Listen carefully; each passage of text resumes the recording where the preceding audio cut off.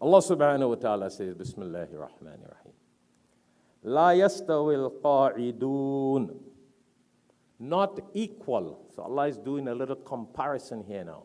Not equal are two categories of people he's talking about here. لا يستوي القاعدون من المؤمنين غير أولي الضرر والمجاهدون في سبيل الله بأموالهم وأنفسهم. Hear what Allah is saying. Not equal are those believers. So he's saying, yeah, believers. He's talking to us, believers, mu'mineen. All of us, believers. He's saying those believers who are sitters. They spend most of their time sitting at home. Well, if you're sick, Allah, mashallah, knows best. Lame, handicapped, that's all, mashallah. But hear what Allah is saying. Not equal are those people who sit at home, believers, versus those people who strive in the path of Allah. Yeah? Strive with their possessions, whatever Allah has given them, their knowledge, their wealth, their ability, their capabilities, etc.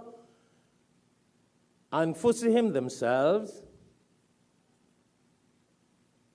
Hear what Allah is saying here about, look, people who strive. Allah says, فَضَّلَ اللَّهُ الْمُجَاهِدِينَ بِأَمْوَالِهِمْ وَأَنفُسِهِمْ عَلَى الْقَاعِدِينَ دَرَجَةً. Wow. Now Allah goes again. First he says, not equal. Muslims, believers, those who just pray their salah, give zakat, fast, perform hajj and stay home, they are called sitters. You know how you have babysitters? Hafiz Muni, babysitters? What babysitters do? The title tells you they're babysitters. So we have a lot of men who are wife sitters.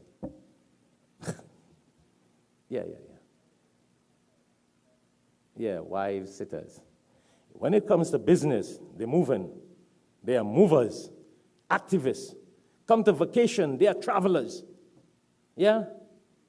When it comes to dawah and striving with themselves and their possessions and the path of Allah, they become babysitters because the wife is their baby. So they're babysitting. Yeah. And Allah is talking about these people here.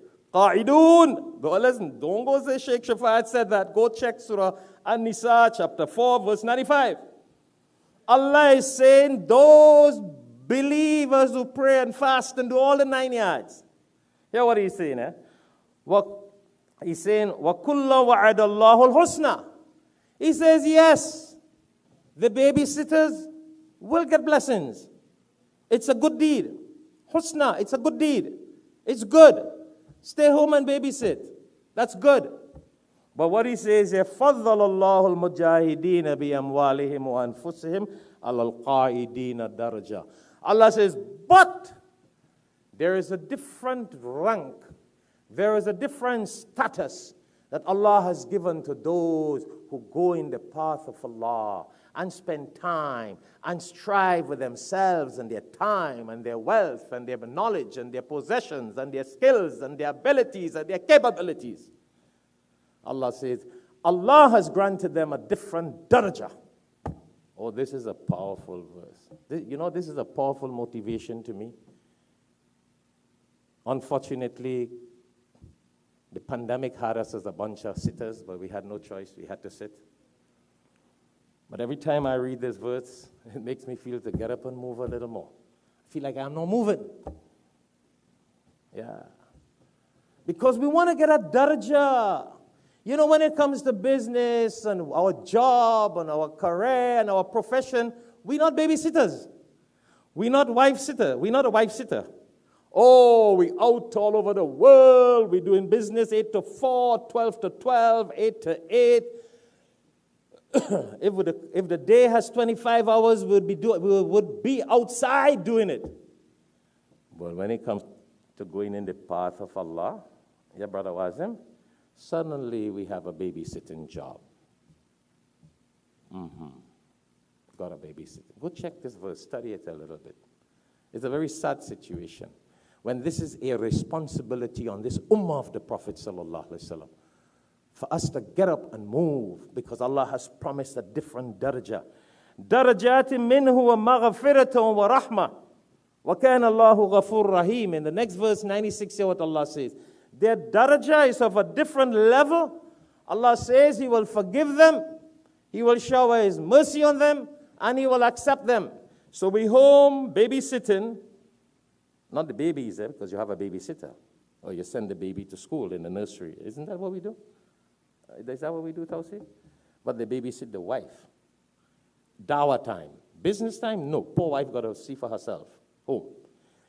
We now sitting and making dua for 10 hours, not knowing if we go in the path of Allah. Without making dua, Allah will forgive us.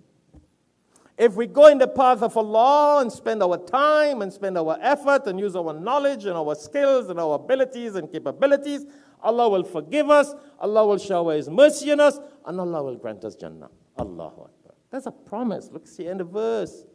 Come on, don't go say, I said that and that's my opinion. That's not my opinion. Yeah. We got all the time. We work 2 jobs, 3 jobs, all the time. Unfortunately, when it comes to Islam, we become babysitters. I'm not saying Allah who says here, qa'idun, sitters, home sitters. But I calling it babysitters. Because what do? Don't take care of home. Well, some people just sit home. They have nobody home, but they're taking care of home. They're alone. Well, that's home sitters. They babysit in the house. Yeah? It's sad. I know some of us may feel offended and guilty. Don't feel guilty. On the day of judgment, that's the day we'll be struggling for blessings. That's the day we'll be struggling for Jannah. That's the day we'll be struggling to be under the shade of Allah.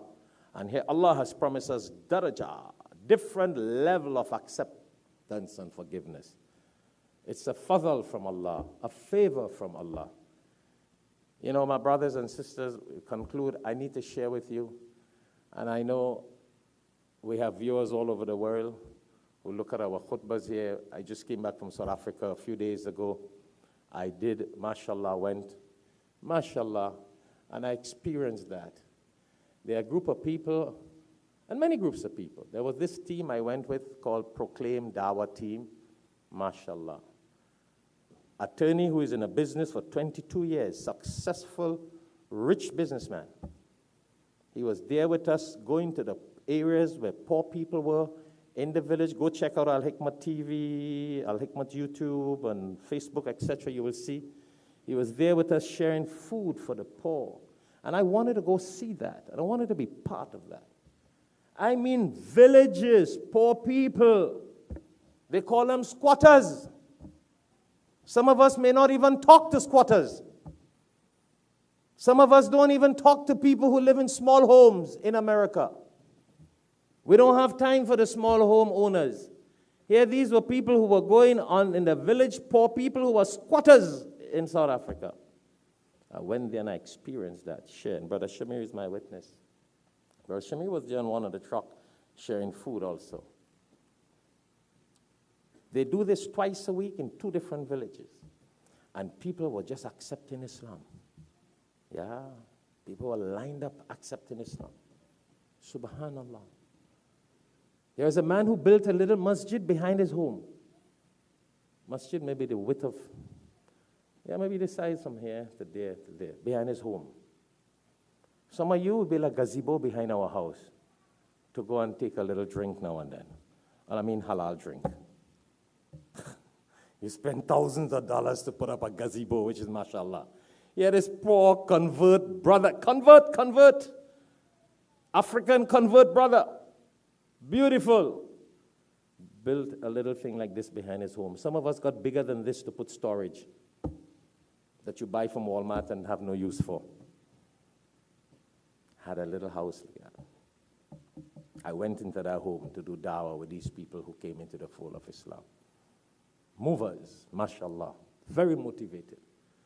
Yeah, we were invited, Brother Shamir, big masjids and big areas. Mashallah, we gave the khutbah, alhamdulillah, in Masjid Salahin in a place called Lenasia in Johannesburg. Mashallah, a lot of people. In another masjid called Basmond Masjid, a lecture in the night. That was good. But we really wanted to go and meet these poor people. That was a mission I always had in my life to accomplish by the mercy of Allah subhanahu wa ta'ala. And Allah made it happen. Made it happen a few days ago. We lived with the real poor people. And don't think it was just that. We have a brother here in this audience, and that was another major purpose why we went. A brother who passed away, a young boy named Eric Bacchus. His parents, when their son died a couple months ago, they said, Sheikh, what could we do? Our 27-year-old son passed away in a car accident. He said, we want to do a masjid, we want to do a well. And this idea came in connection with this dawah team that we have a relationship with. MashaAllah, MashaAllah. They made it happen. The people just boost that masjid in 3 months or so. We went 21st of August, a couple of weeks ago, 2 weeks ago, and did the formal opening, mashallah. Nice masjid, 300-400 people it can hold in a village. It's not only for the poor, it's for everybody, but it's a village with poor people. And that masjid is dedicated to this brother, Eric Bacchus, inshallah. It's not 100% complete because you can't build a big masjid for 300 people and get it done. We had a well, they dug a well. The well, pretty expensive, almost 260, 70 feet they went down to get water to serve that masjid, the community, and the non-Muslims in the village. The non-Muslims in the village, the whole community. Blessings. The well was sponsored by my father for my mother, a brother named Siddiq here in the masjid, and this Eric Bacchus brother. I went to see that live and direct. And let me explain something to you. That's not just a little place in a little place for poor people. Converts come into Islam. I saw it firsthand. It was motivating to me, Allahu Akbar.